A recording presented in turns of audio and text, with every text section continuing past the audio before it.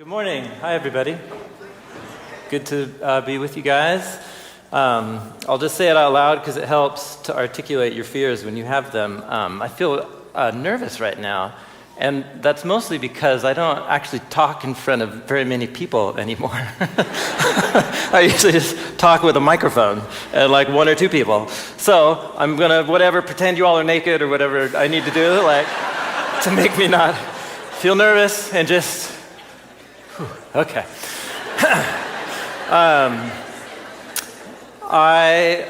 Tyler brought this up to me about this opportunity, and he invited me to come be here right now quite a while ago. And I was really honored and humbled by that invitation. And the reason why is I am a Bible nerd by profession. I even have a mug that says so. And, I have a lot to say if the topic of the Bible comes up, and I have a fair amount of experience in saying those things. But this is not the 24/7 Bible conference, is it? This is the 24/7 Prayer National Conference, and it's a movement that is really exciting to be a part of a church that is on the move with you all. Sharing at a 24/7 prayer conference, it feels intimidating to me. And the reason why is prayer is something that for a very long time, and by a very long time I mean like decades in my life, is a topic that when it comes up, if I'm aware of the feelings that I might be having, and I'm usually not, but if I am aware of the feelings that I'm having, I'm usually filled with feelings of guilt, for feeling like this should be way more part of my life, and it doesn't seem to be, and I don't know why I don't want to be doing that more. And that leads to feelings of fear that maybe everybody else is having this experience and I'm missing out on it, but I don't know what it is that I'm missing out on. And then resignation of, well, maybe this is just how it's going to be for me. And I am really excited to be able to share that began to change for me in a really important way about just a year and a half ago. In a year and a half human years, that means I'm like not even a toddler. You know what I'm saying? And this season of spiritual renewal in my life has been marked foremost by a rediscovery of prayer and of the presence of God in a way that I knew about as a set of ideas. And it is becoming a set of experiences for me that is reframing how I see everything. And so I do have some things I want to share about the Bible because, well, I have the mug, But I feel like I need to talk about my experience first and how it's changing the way that I see things that I've known about for a long time. To talk about the season of spiritual renewal in my life, however, instead of to just tell you about it, what I really need to do is to tell you a parable. And the parable is real because it happened to me exactly 4 weeks ago. 4 weeks ago, this day, I was on the north side of Mount Hood. Have y'all seen the big volcano on the eastern horizon here? Yeah, it's not dormant, first of all. Second of all, it's like a smoking sulfur pit up on the top, so it's just an hour and a half away. But the north side of Mount Hood is one of the most amazing areas in the Cascades, in my humble opinion. It's the most remote. There's no direct roads that go to it. And I set out a month ago, actually yesterday, Thursday, a month ago, for a 3-day solitude and prayer time up on the northern flank of Mount Hood. I've never done anything like that before, but like I said, this is a season of trying new things in my life. And I love to trail run and to backpack and to hike.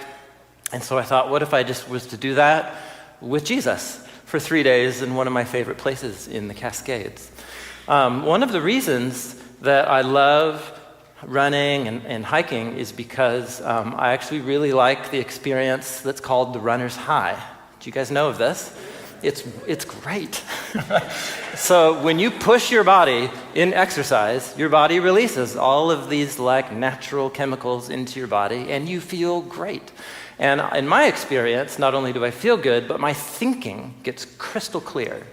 And so what I often do is save up puzzles or ideas that I'm working on for projects, and I'll save them for a run or for a long hike. And so I was so excited because I was like 3 days, like stocking the list of my mental puzzles that I was going to be working on in Bible and theology or whatever. And so I hit the trail at the Vista Ridge trailhead, and had about 3 miles to go up a lot of elevation. And so I just like look down, start breathing, go. And I was having a great time looking down. And occasionally I'd look up and it's like there's the volcano right there.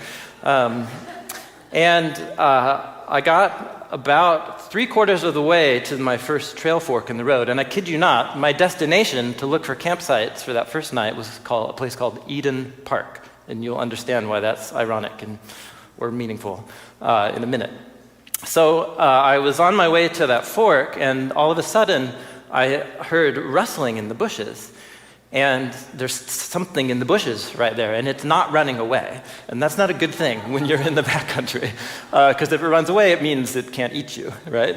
But if it doesn't run away, it might be one of those things. And so I was kind of like really startled. This all took place in like 2 seconds. And so I was really startled, and then all of a sudden I realized, no, that's a person. Oh, that's a woman, and she's crouching in the bushes.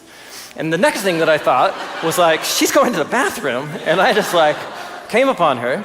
And you should know, one of actually the wonderful things about backpacking is being able to relieve yourself wherever you want and have stunning views while you do so. And so I was like, okay, well, I've come across a woman going to the bathroom, and I'm just gonna like focus, keep going by. And then she stands up, and she wasn't going to the bathroom. Her mouth was full.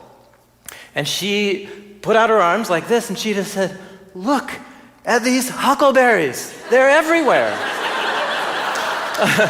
And I looked around, and I was surrounded by the thickest, most dense huckleberry bushes that I've ever seen. And they were loaded with the fattest, purplest huckleberries that I've ever seen. And not just so you'll believe me, I have a picture here, because you really, it was like a you pick blueberry farm situation. You guys know what I'm talking about? And so I'm kind of like, I'm having this, and so she starts talking about, because she's like gathering them into a bag. And so I look down the trail, and as far as I can see down, 2 miles down, all the way up, I have been walking through huckleberries. And then I look up the trail, and as far as I can see, another mile up to the turn, it's just all huckleberries. And so I did the only reasonable thing that you would do, which is to step aside and start shoveling huckleberries into my mouth. And this was with the whole 3 days. There's something about this certain stretch of elevation on the mountain, the time of year, whatever. I mean, a million factors that go into that. And I was able to enjoy huckleberries at every snack, at every meal, especially with breakfast. It turns out that huckleberries keep you very regular, which is great on the trail also. And it was this very powerful experience where I just got to enjoy this free food, free, wild, delicious food that was just there for the whole of my 3 days. The huckleberries followed me around. So, this was in my first couple hours, and so I had 3 days to kind of ponder the meaning of that experience.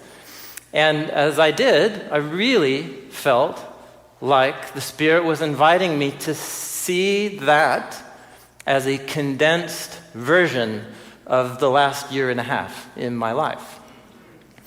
Like I said, I'm a Bible nerd by profession, and I have had the privilege of developing a really developed toolkit for how to hear what God is saying to his people through the scriptures. And it's been the most wonderful privilege to be able to spend my years in school doing that, and now like the hours of my days studying and writing and teaching and thinking. But it did occur to me that I have mostly invested in one part of my body and mind's way of engaging my faith and learning how to hear what God is saying to his people. And that is through texts and through words and through ideas and through my mind. And that's obviously not a bad thing, but it became clear to me that there was a whole realm of experience, whole body experience that is available in the journey of following Jesus that I just really don't know very much about. And this season of spiritual renewal in the last year and a half of my life has been almost exactly like what happened to me on the trail, which is I have been shaped by a set of habits that primarily I engage in texts and meditated and reading on those texts as a way to hear from God. And then all of a sudden, not all of a sudden, over the last few years, I began to really wonder, is this just a set of ideas? Is there like anything more to this? And I'm not sure, probably it was like the COVID period of isolation. It might also be that I'm in my middle 40s, and so, but for one reason or another, I just really began to become dissatisfied and sad about this feeling of absence of the presence of God in my life and not knowing what to do. And so I started seeing a spiritual director, and that was really great. And my spiritual director invited me to do something very simple, which is to start beginning every day with a period of silence, a long period of silence, and just holding my hands open and asking God to speak to me, the whole of me, in some way that I could feel or hear or understand that's outside my normal way of engaging with God. And you want to know what happened? Nothing happened. Like for a very long time, nothing happened. But I did start praying with my kids. I have 2 little boys, and, they have all kinds of puzzles and challenges and confusions. And so I began to pray with them about like stuff happening with them at school, with their friends or on the playground, or some kid doesn't like them, or some kid, started making fun of them. And so I started praying with my kids about these situations in their lives. And I don't have time to tell you all the stories, but some like really remarkable, cool things happened that like really felt like answers to those prayers. And I was really silly because I felt so shocked, that this was happening. And I realized I had a choice to make. I could rationalize this away, and the world's kind of a strange place. When you pray, sometimes things kind of work out the way you hope they would.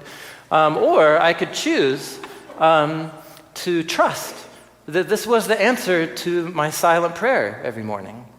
That God was beginning to address me through the medium of my relationships and my life, not just my mind. And so that began a whole journey that essentially is what the Huckleberry experience was like. God began to bring a number of people into my life. Some of them were very old friendships, like my friend Gerald or my friend Buddy. Some of you, if you're part of Bridgetown, you know Buddy. Some new friendships were brought into my life. Tyler became quickly a good friend when he moved to town. And these were people in my life who, like that woman, just had full mouths, purple stained teeth, telling me the huckleberries are everywhere. And I feel like I'm really beginning to see and to taste the huckleberries. And it is God's gift to me. And I'm really grateful for that. There's more to that story that I could share, but I don't have time. Another thing that happened in the course of that experience was I began to see and understand and experience themes in the Bible that I knew about, but somehow beginning to have experiences of the presence of God in my life in really powerful ways, just transformed how, not just how I understood, but what these themes meant to me. And so that's what I would like to move to now, is, remember, I'm a Bible nerd. But hopefully this will all tie together. at the end. What I would like to do is explore a whole set of themes that has become crystal clear to me about how in the biblical story, prayer in the presence of God, in the Garden of Eden, and mountaintops, and heaven, and the temple, and the relationship between heaven and earth are all really about one thing. How you guys doing? I'd like to start by meditating on a well-known moment in Luke's account of Jesus' execution. It's in chapter 23. You'll see it up here. And it's the moment where the thief, or the criminal, says to Jesus, "Jesus, would you remember me when you come into your kingdom?" And Jesus answers him with famous words, "Truly, I tell you, today you will be with me in paradise." Now, if you're like me, probably you have, without knowing it, as you read Jesus' phrase there, inserted something like the word heaven in the place of paradise. You're not entirely wrong in doing that, but it's important to notice that what Jesus doesn't say is, "Today you will be with me in heaven." What he says is, "Today you'll be with me in paradise." So here's another interesting thing about that word, is that the English word paradise is rendering the Greek word, Luke wrote his account in Greek, the Greek word paradisos, right? So our English word paradise is not even a translation of paradise. It's just spelling in English letters what the Greek word is. And what's interesting about that Greek word is it's the Greek word for garden. And about 200 years before Jesus, there were a bunch of really, really smart Jewish scholars who were bilingual. They knew Greek and they knew Hebrew and Aramaic, so I guess trilingual. And they rendered the whole of the Hebrew Bible into Greek. And every time they came across the word garden in the Old Testament, they used the word paradisos to render it. The Hebrew word is gan. These words all mean garden. So what Jesus is saying to this criminal as they're like dying is, "I'll see you in the garden later today." Now, if you're a Jewish man and you've been raised on the Hebrew Bible and going to synagogue, and you're like as much of like a Bible nerd as Jesus is, he was a lot more than that, but that was one thing he for sure was a Bible nerd too, though he didn't have the mug. I'm sure there's only one garden that he's talking about. Are you with me? There's only one, like when you say garden and you're Jesus in the setting that it is, what you mean is the Garden of Eden. So what on earth would it mean for Jesus to say to somebody, as he's dying, to someone else who's dying, "I will meet you in the Garden of Eden later today"? What could that possibly mean? Because the reason why there's only one garden that Jesus could be referring to is because it's like the foundation of the biblical story. It's like found on pages 1 and 2 of the beginning of the Hebrew Bible. And if you turn to Genesis 2, you don't have to, you'll see it up here on the screen. Like here's like the first account of the planting and the growing of the Garden of Eden. It's in Genesis chapter 2. And the scene begins with a desolate wasteland, and then God provides this stream of water popping up out of the ground that creates mud. And out of that mud, two things happen. One is God plants a garden where trees are growing everywhere. And then also there's mud, so God forms the human and breathes life into the human. So the garden is a place right there in Genesis chapter 2, a garden in the east. Now, regardless of how you interpret these narratives about Genesis, and Christians love to debate these chapters, don't they? What everybody agrees on is that this is a story that is set in the past. Are you with me? Yeah. It's at the beginning, right? It's in the book called The Beginning. It's in the past. So the Garden of Eden, which is the only garden Jesus could be referring to, is in the book of Genesis in the past. But Jesus seems to imagine that it's the kind of place where you can meet up with somebody later this afternoon when we're both dead. Are you with me? Yes. So I'm trying to create the puzzle for you, right? It's a genuine puzzle. So you could put it this way. It's a very simple way to put the question. When is paradise? Is it in the past, like it is on page 2 of the Bible? Or is it in the future, that is Jesus's and the criminal's immediate future, later this afternoon? That's interesting. and the plot thickens. If you turn from the beginning of the Bible to the very end, like the very opposite end, to the last pages, to the last chapters of the Bible, the garden appears again in these famous scenes in Revelation chapter 21 and 22, literally the last paragraphs of the New Testament.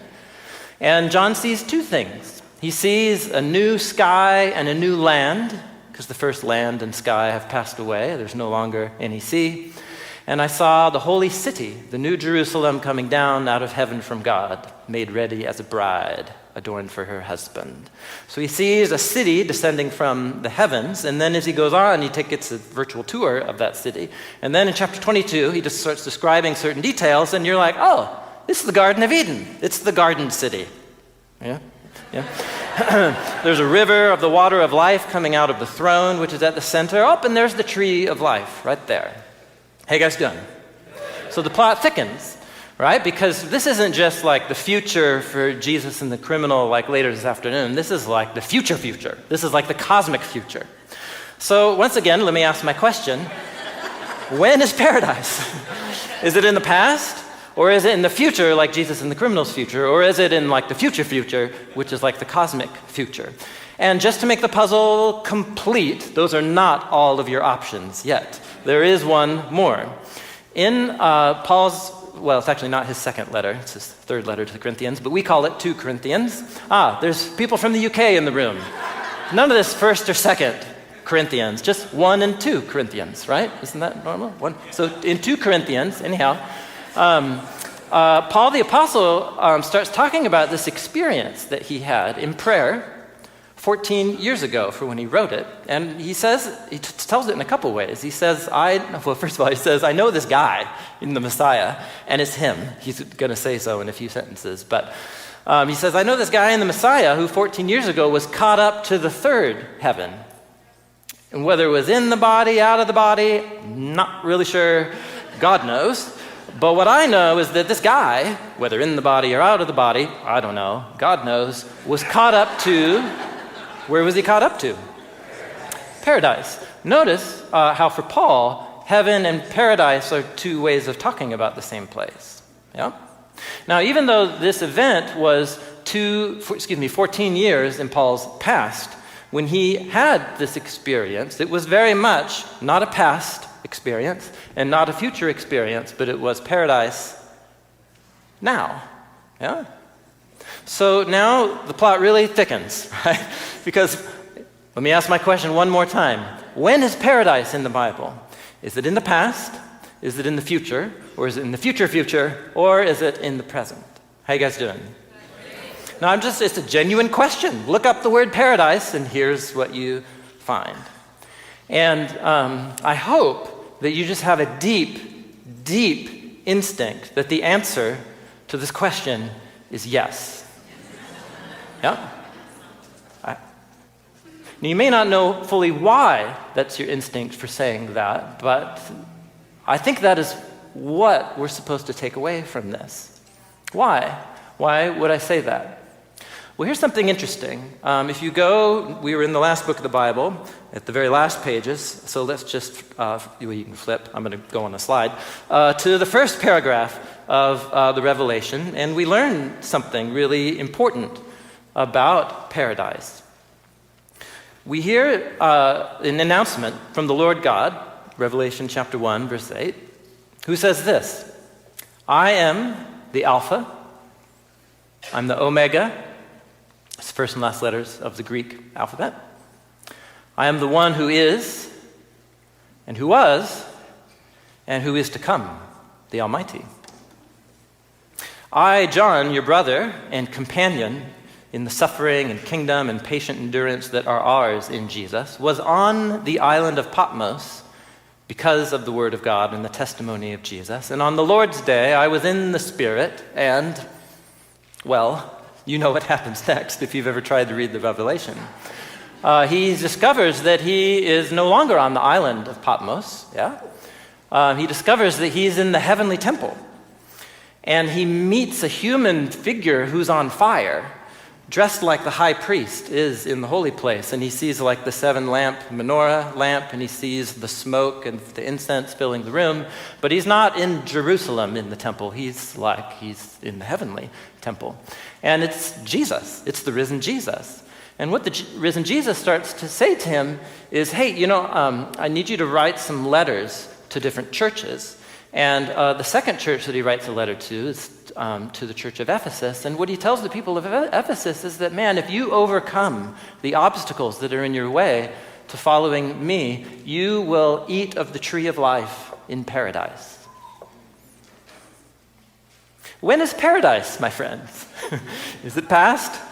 Is it present? Is it future? Or is it future? And if the answer to that is yes, then that invokes an even more interesting question, which is, where is paradise? Where is John as he's having that experience? Well, he tells you that he's on an island of Patmos, and then he tells you that he was in the Spirit, and then he starts telling a story about what happened, and he was all of a sudden in heaven, where Jesus is saying, it's like paradise up here. How you guys doing?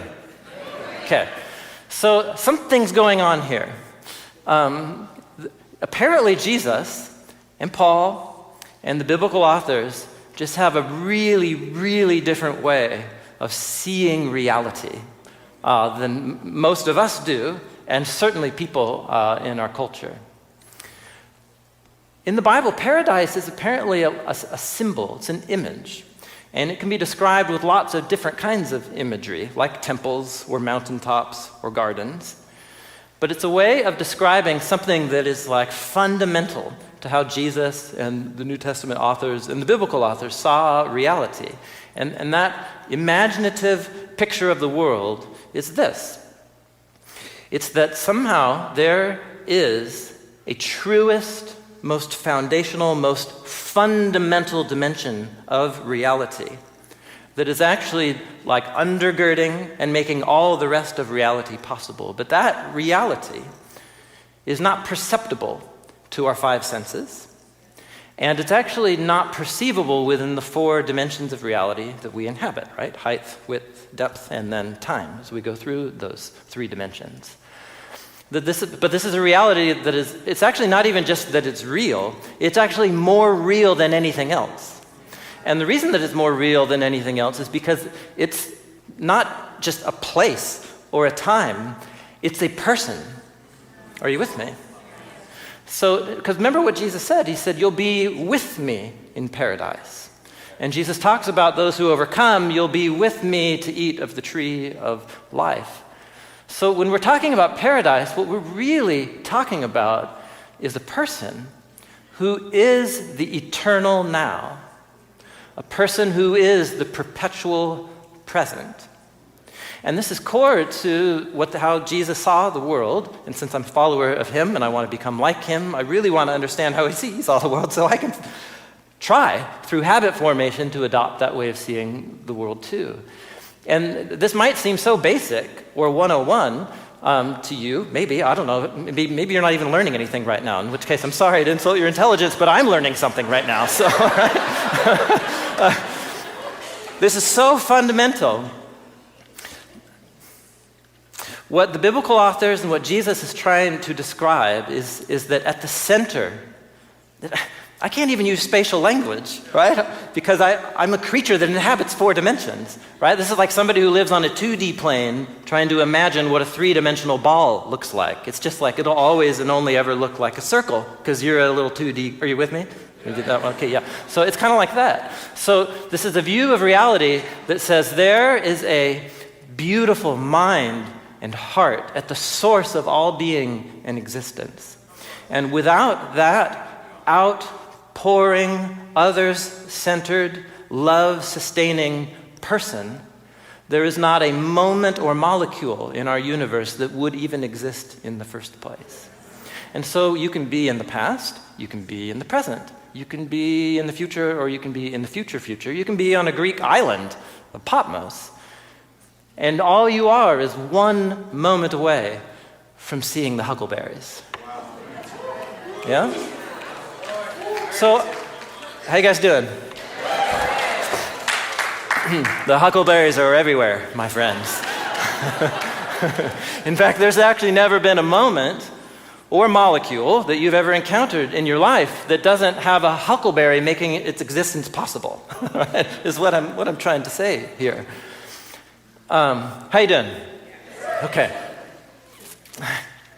This is so interesting to me, I forgot where I was in my notes, so just give me a second.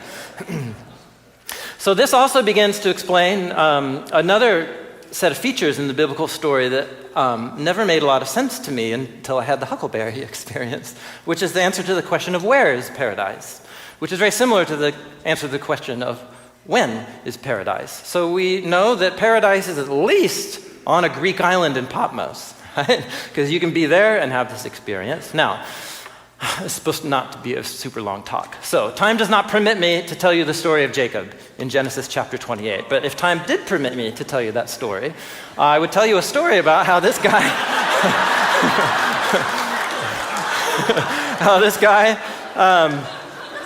yeah, I'm with you. I'm going to do it. This guy, I was going to do it anyway. I just was. So there's this guy named Jacob, and he and his mom just schemed up a plan to lie and cheat their brother and father out of this blessing and this firstborn inheritance.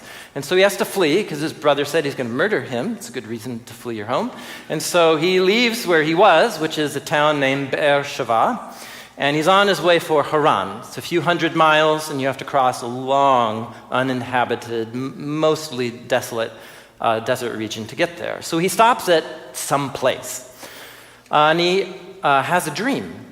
And actually, this is important because notice when John talked about being in the Spirit, what he's referring to is some mode of consciousness, some state of consciousness where all of a sudden John, on the Greek island of Patmos, could be with the cosmic risen Jesus, traversing the universe in the heavenly temple, while also being on the Greek island of Patmos. You guys with me?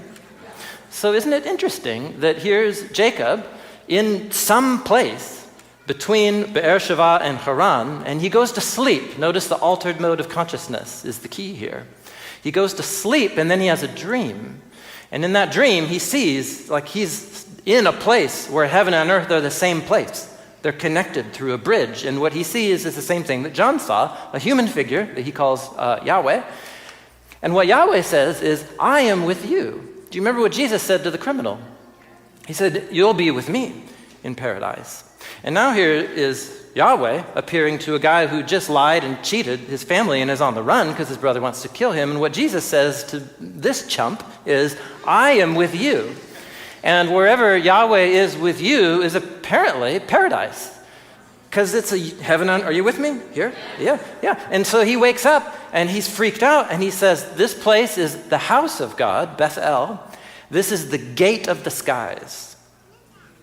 And what's fascinating about this story is it's not as if Jacob went to a place that he knew was sacred and that somehow made his encounter with God possible. It's exactly the opposite. Are you with me? Yeah, it's his encounter with paradise that makes the space holy. And that's what he does when he offers it. It's really interesting. Now, time also does not permit me to tell a story about Ezekiel. And I will make this one short. Where Ezekiel is exiled in Babylon, sitting in his house with some friends. And all of a sudden, as he's sitting there, the hand of Lord Yahweh comes upon him, which I'm pretty sure what he means is that his consciousness was altered in a very significant way. Because all of a sudden he's looking and he's seeing somebody like what John saw in the heavenly temple and the one that Jacob saw in that field. It's a human figure and they're on fire. Yeah, it's like exactly what John saw. And that person stretched out a hand and grabbed him by the tzitzit of his hair. It's the Hebrew word tzitzit, the lock of your hair. And the spirit, all of a sudden, that person is now the spirit, and I'm being lifted up in between land and sky. What is that? If you are in between land and sky, where are you? Now remember, where is he? He's in a house. And now he's in between land and sky, and he's about to get taken on this virtual tour of Jerusalem, and then he's going to all of a sudden wake up and he's back there in his house again. So let me ask you the question this way. Where is paradise? Is it on a Greek island, Patmos? Is it some undesignated, we don't know, spot in between Beersheba and Haran? Or is it in Babylon, right, in some house in a refugee camp?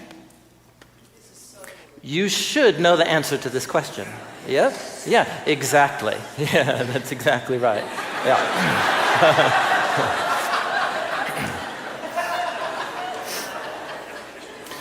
So, really, all humor aside, maybe, do you see how fundamentally different Jesus and biblical authors saw reality than most of us do? And notice that the common denominator in all of these experiences is about people's states of consciousness. Isn't that interesting? So think about what our conscious life is, and I'm not a psychologist, but I know enough to know that there is a mode of conscious awareness where you and I, from our earliest memories, from when we're children, we exist in this very oblivious and innocent state. And as we begin to get hurt and disappointed by friends and families and by the world, because we're outside of Eden and it's just a painful, difficult place out here, all of a sudden we begin to build up shields. We develop coping habits, self-preservation mechanisms, and these become so wired into the physical neuronal pathways in our brain, we'd actually start to imagine the world a certain way, and we don't see the world, we cannot see the world any other way. And this just builds, and this just builds, and this just builds. But there are moments when one Catholic priest, Father Thomas Keating, who I've learned a lot about prayer from, he calls this the ego level consciousness. But there is something that happens when all of our guards are down. And this especially happens when we're asleep. Are you with me? Right? When we're asleep. Because you're still conscious, but you're working on your body is working on a different level. It's soul level, it's being level consciousness. And somehow when you're in that vulnerable state, human beings are open to reality in a way that we are fully guarded against when we're in our ego conscious moments. You guys with me? And all of a sudden I realized this is what the biblical authors are talking about. They're just using the language and imagery of gardens and clouds and in-between skies. But what they're really trying to tell us is that you and I actually live in a subversion of reality. And that there is a much fuller, deeper, soul level of reality that is surrounding us. In fact, it makes every moment and molecule possible in the first place. Or as the Apostle Paul says to the philosophers in Athens, he says, God is not very far from any one of us. In him, you guys know this line, in him we what? We live, we move, and we have our being. Or as he says in his letter to the Ephesians, he calls God the Father who is over all and through all and in all. And I used to just think that was like rhetorical flourish, but this actually is how they see reality. And for one reason or another, through my habits, through the traditions in which I was raised, and through my own personal choices, I had developed a set of habits for engaging Jesus and engaging my faith, primarily through my conscious mind, And you can make a lot of progress working with your conscious mind. But what became clear to me over the last year and a half, and in that parable that I lived on the north side of Mount Hood, was that I had a completely underdeveloped soul. And that the level of my core being, who I really am in my most vulnerable state, I'm just a baby when it comes to that. And beginning to relate to God on that deep level, and on the level of reality that is the most true version of reality that makes our four dimensions possible in the first place, all of a sudden I realized, I think that's what prayer is. I think that's what prayer is about. Are you with me? And then all of a sudden I was like, oh, God, I want a lot of that. Like, I want to eat a lot of huckleberries, if you know what I'm saying. And so I just have one more last story to show you, and then I'll conclude.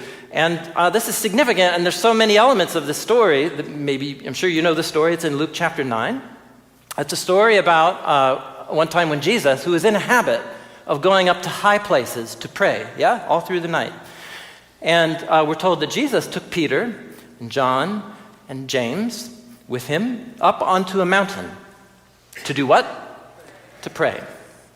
Now, as he was praying, just guess what he started looking like in the eyes of the three who were there. He looked like that guy that Jacob met, and that guy that Ezekiel met, and that guy that John will meet. His appearance of his face changed, his clothes became as bright as a flash of lightning, and then all of a sudden, Moses and Elijah are there, appearing in glorious splendor too. They're talking with Jesus, speaking about the Exodus that he was about to fulfill in Jerusalem. And then, where are they? Where are they right now? Remember? They're on a mountain, but then what comes? So now they're in heaven, So then they're in heaven, and they enter into this cloud, and they hear a voice. And what that voice says is it speaks the true identity of Jesus. Right? Because as they're cruising like down in Galilee or down in Judea, all of these people have opinions about Jesus. He's a great rabbi. He's a prophet. He's John the Baptist come from the dead. Right? All these people have ways of framing who Jesus is. And then somehow they go up into this mountain with Jesus, and it's as if like the veil is opened up. And this becomes a heaven on earth spot.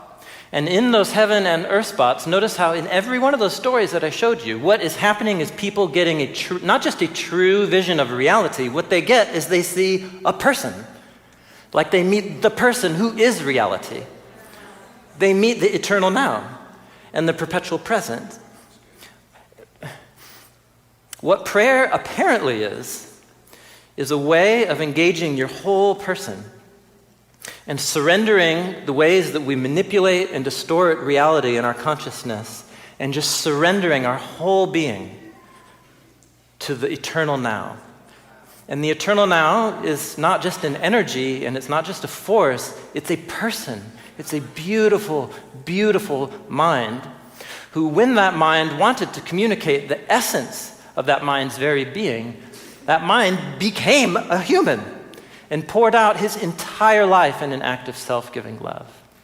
And that is the eternal now that we have the privilege of connecting to through prayer. And somehow I just these pieces were never put together for me, which is why I felt fear and resignation and guilt. But as this became not just a set of ideas to me, but a set of experiences, is just changing how I see everything.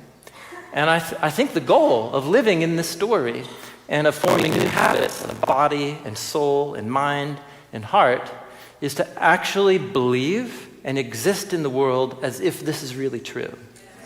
Which means that there is not a place that I can go, and there is not a moment of my existence where the eternal now is not present, and where paradise is not present. Now, of course, not every day. We are not in the Garden of Eden, folks. Let me just make that very clear. So I'm dying, and so are you. But what is death within this story? Are you get with me? What's death? Death is nothing to the one who holds the keys, of the grave. And so I think this in fact is the key that all of those earliest Christians had when they would look at death in the lions, face, in the Roman arenas, or being executed, or being crucified like many of the apostles were. What is that? I'll be with you in paradise later today. And what is today when you have to go to work and face that boss that you cannot stand and who keeps withholding that promotion from you because he knows that you follow Jesus and he thinks you're crazy? What's that today you can be with me in paradise. Are you with me? Thank you. I'm really feeling this inspiration coming over this Now, maybe not in this room, but I know that in many, especially Western, Protestant, conservative environments, when you start talking this way, people can get twitchy. And when you start talking about elevated levels of consciousness, right, and experiencing the mystical presence of God. But first of all, let me just respond in as hopefully non-snarky a way as I can. For someone who's like, this sounds like Eastern mysticism or something like that, let us just remember, where did the Jesus movement originate? It originated in the East. And I really don't think Jesus was just reciting Bible verses all night long, like on the mountain. I'm sure that he was reciting whole psalms, and that those psalms were sending his consciousness traversing the universe with his Father in prayer. Are you with me? And whatever it is that happened in the upper room on Pentecost, like it wasn't a Bible study. You know what I'm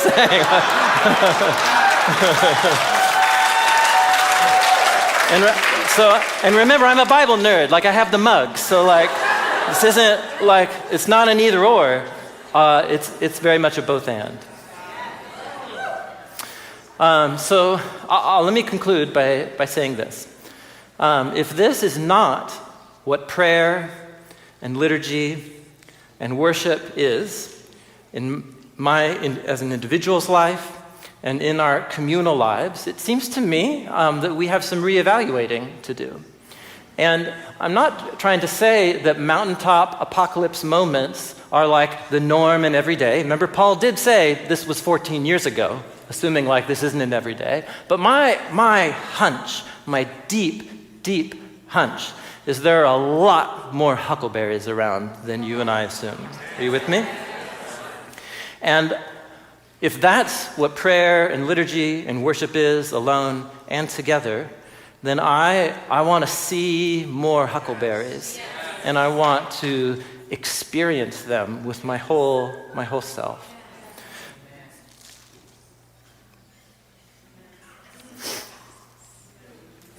Come, merciful Father. Come, Lord Jesus. Come, Holy Spirit. Help us to see reality as it truly is, which is you.